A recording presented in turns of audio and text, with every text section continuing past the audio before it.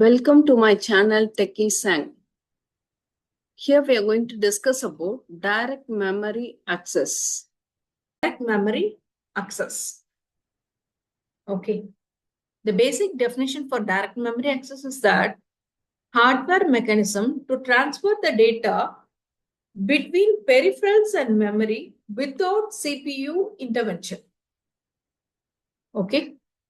So, without CPU intervention, whatever CPU want to do separately, it can work on. The data from peripheral to memory, the data will be transferred directly without CPU intervention. That is the advantage of DMA. First thing is that fast transfers. So no CPU overhead, CPU will not be overheaded because CPU is not used at all here. And low power consumption because CPU can sleep during that transfer. CPU, what I will just do it is that I'll make CPU to sleep. So since it is in sleep mode, it will not consume power. So I can save power.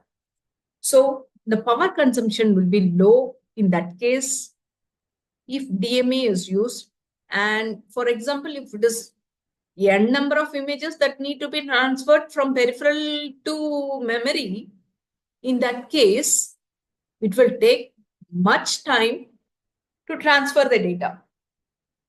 That transfer, you can very well decrease during that time, you can very well decrease the power consumption by making the CPU to sleep. Next is deterministic timing.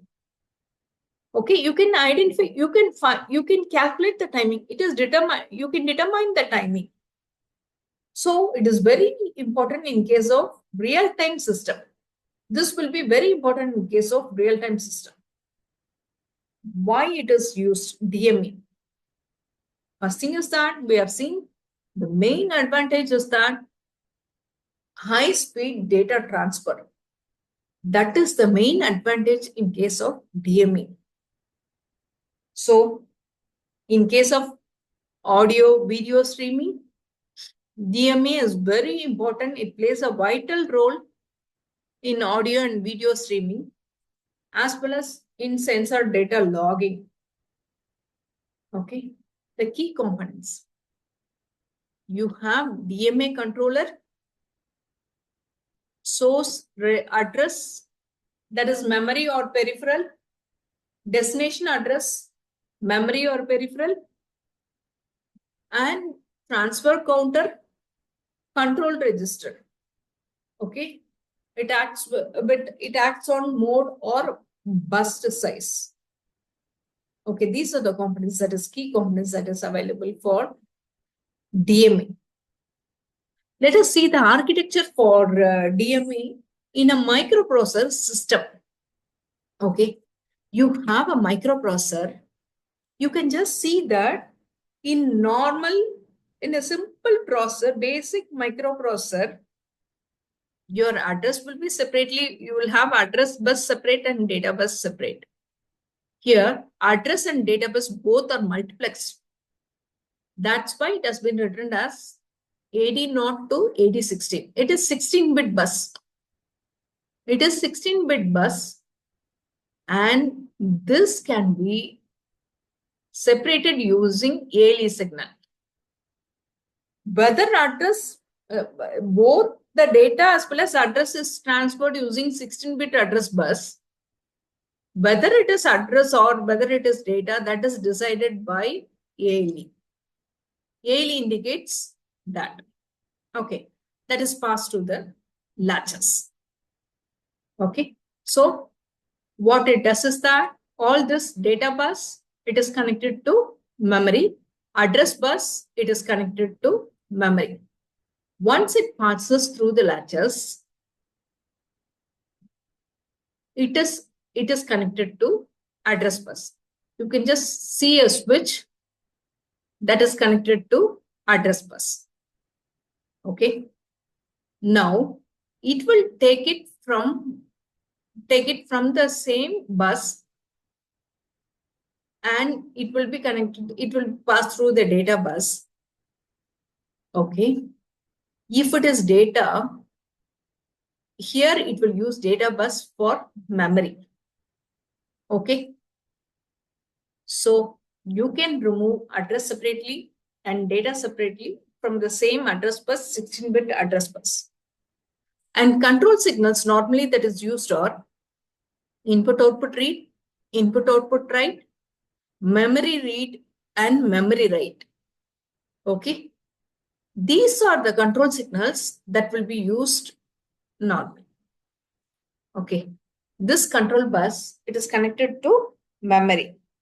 This control bus, it is connected to memory. Okay. We have just seen the CPU processor that is connected and memory. Now, the processor has to be connected with DMA controller, direct memory access controller. Okay. Now, what it does is that it just requests the processor to relinquish the control over the bus. Okay. So it requests the processor to give the bus. Once the processor stops the execution and gives the bus,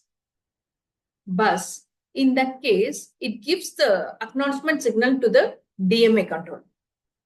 It gives the acknowledgement signal to the DMA controller.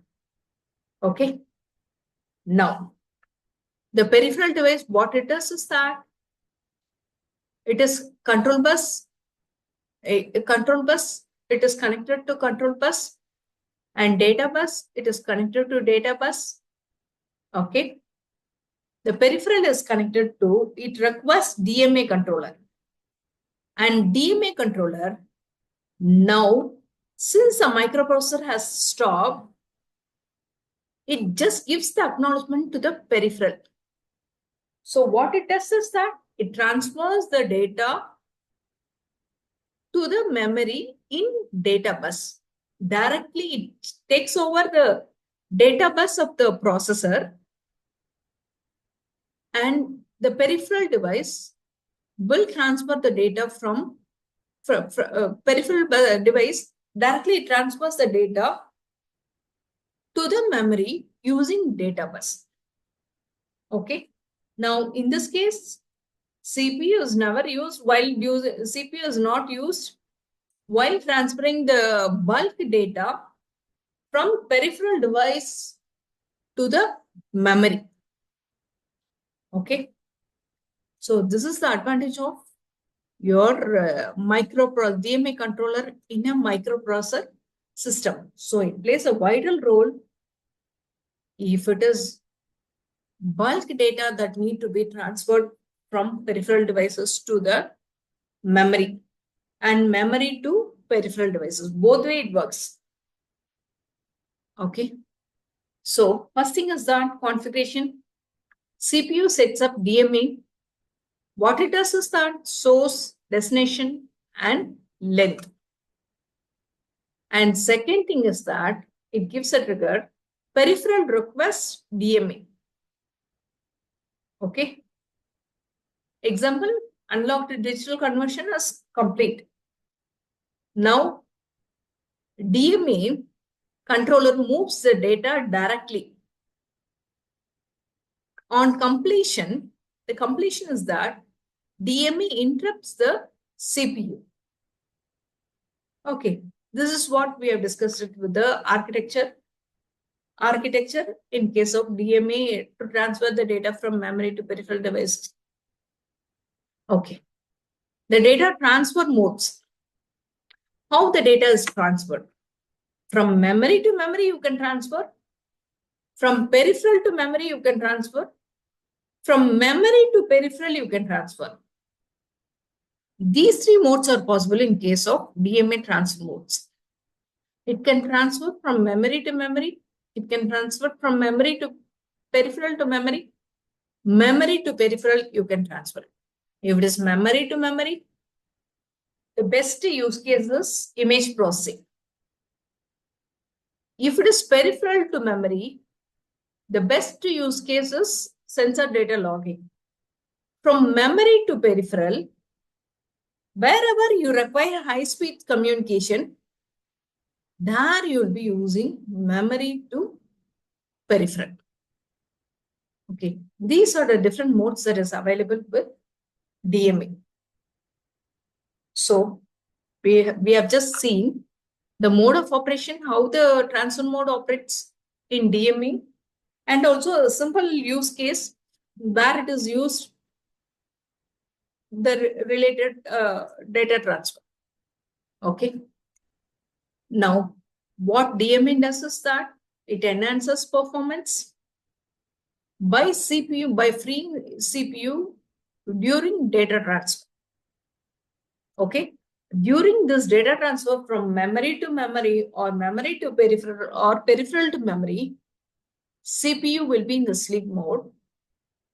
One thing is that you're freeing CPU, and next thing is that you're just saving the power. Your power consumption will be less. Okay. And suitable for time critical and data intensive application. This is very suitable in case of critical and wherever data is more dominated. For data dominated application, DMA controller will be very useful. Okay, supports various transfer modes for flexibility. And you have different flexibility in case of DMA because it operates with different 3 modes. You have flexibility here also. Thank you, friends.